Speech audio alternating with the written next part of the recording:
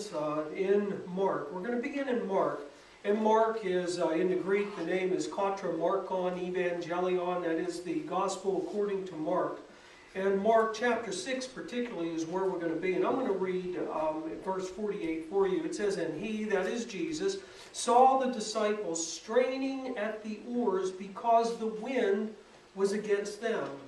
Shortly before dawn, he went out to them, walking on the sea, and he was about to pass them by."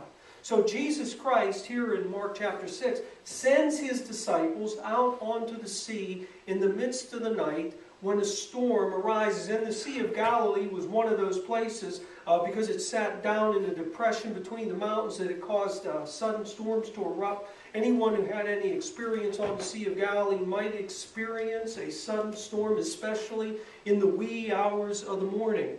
Now, as the disciples struggle there in the darkness against the wind and the waves, there in the midst of the Sea of Galilee, they row and they press on, yet they aren't making any progress. They may have been growing tired and weary and straining against the waves that threatened to swamp their little boat.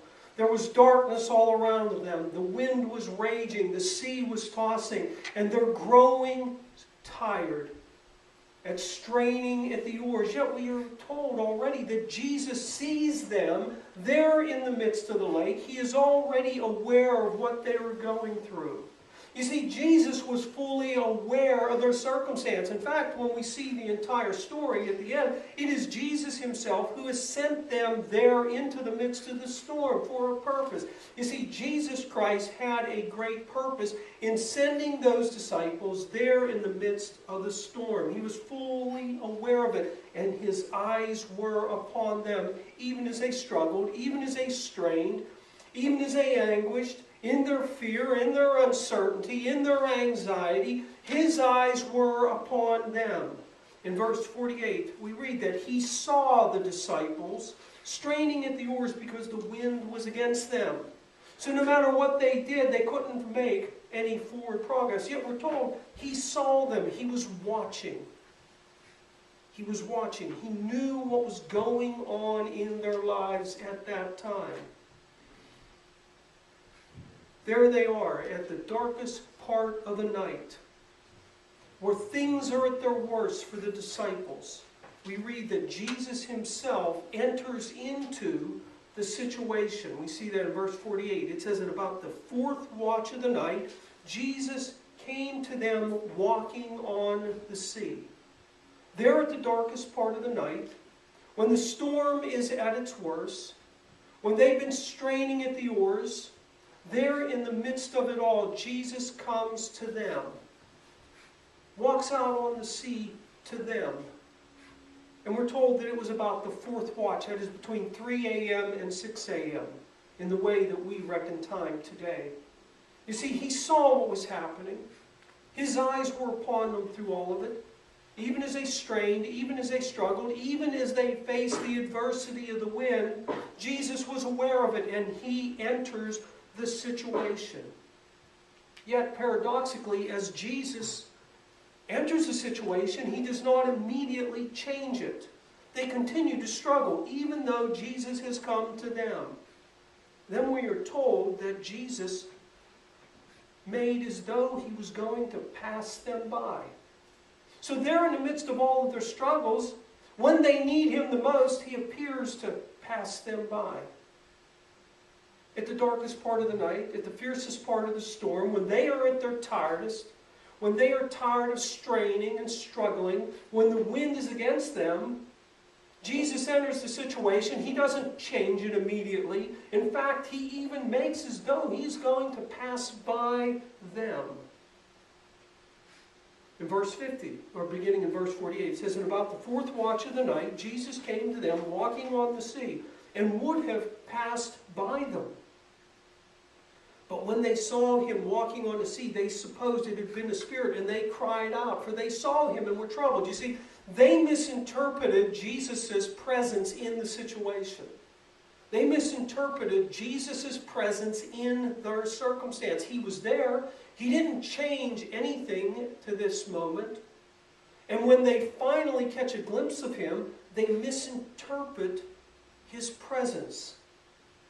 It says that they called out, it's a spirit. They were troubled all the more.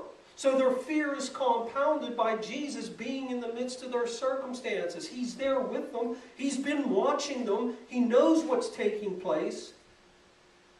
And when they see Him, they misinterpret His presence. And then we see that Jesus makes to pass them by. You see, what Jesus was doing, his action to pass them by, wasn't an abandonment. Instead, what we're going to see is that Jesus is making a powerful statement about who He is. And He is also positioning Himself in relationship to the disciples so that they ultimately might see His glory and have a greater appreciation of who Jesus is. One of the first things Jesus does in the midst of the storm, He speaks to them. In verse 50, He says, and immediately He spoke to them and said to them, do not be afraid, it is I. You see, even though they misinterpreted Jesus' situation, or Jesus in the midst of their situation, He begins to speak to them out of the darkness. He begins to speak to them in the midst of the storm. He begins to speak to them in the midst of their struggles. He speaks to them even though they initially misinterpret His presence. They see Him, but they don't see Him clearly. In fact, they think that He is something that He's not. He is a spirit. They are fearful. And it is at that fear that Jesus Christ speaks. And He tells them, do not be afraid. The most often repeated admonition in all of Scripture. Do not be afraid. He was telling them, don't be afraid in the midst of what you're facing. You see, even though I haven't immediately changed anything, I'm here. I'm with you. They don't have to be afraid. You see, Jesus was with them, and He was where He could not naturally be.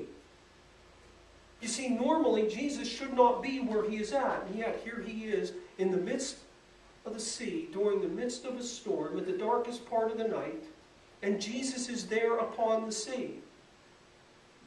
He's with them. He is where He should not be, where He naturally cannot be, yet He is there. And yet in the midst of all of it, Jesus makes as though He is going to pass by them. In the midst of all their difficulties, in the midst of their agonizing and straining and struggling, Jesus is there. And He makes as though He is going to pass by them, even after He has made Himself known. It's as though Jesus is going to keep on walking and leave them to struggle, to deal with the waves and the wind and the uncertainty and the darkness. Consider the fear, consider the anxiety that those disciples would have had in the midst of all of it. And these were experienced sailors. You had experienced fishermen, you had Peter, you had James, John, Andrew. See, they were accustomed to rowing, they were accustomed to the sea, yet this is something that brought fear even to them.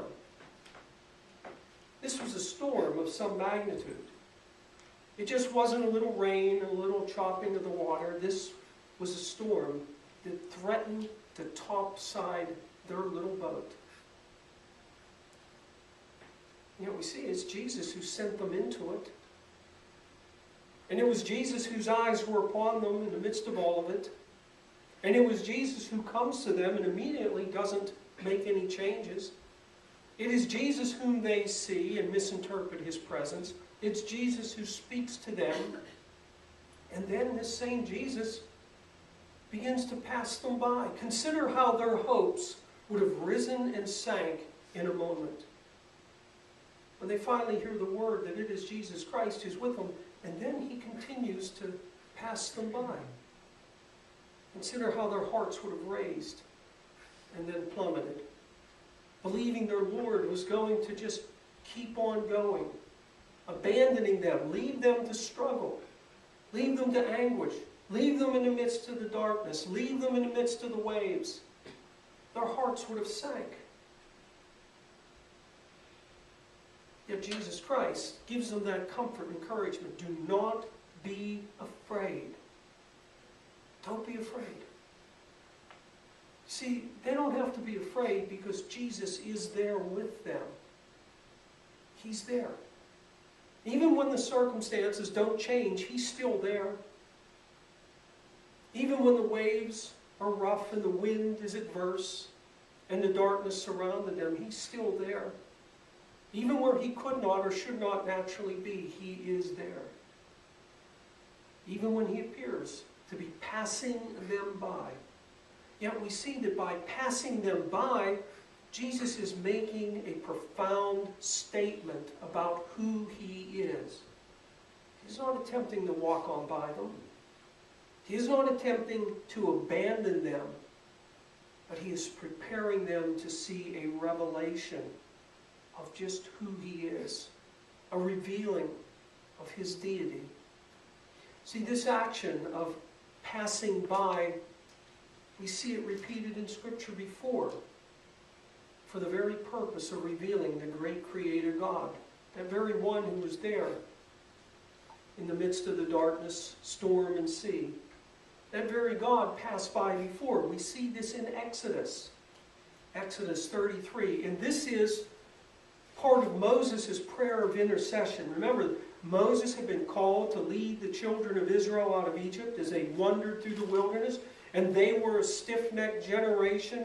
They were a complaining generation. They were a rebellious generation. They were causing Moses a lot of anxiety. And the progress was slow. In other words, all that we see the disciples going through there upon the Sea of Galilee, Moses was experiencing in the wilderness with the children of Israel. All the adversity,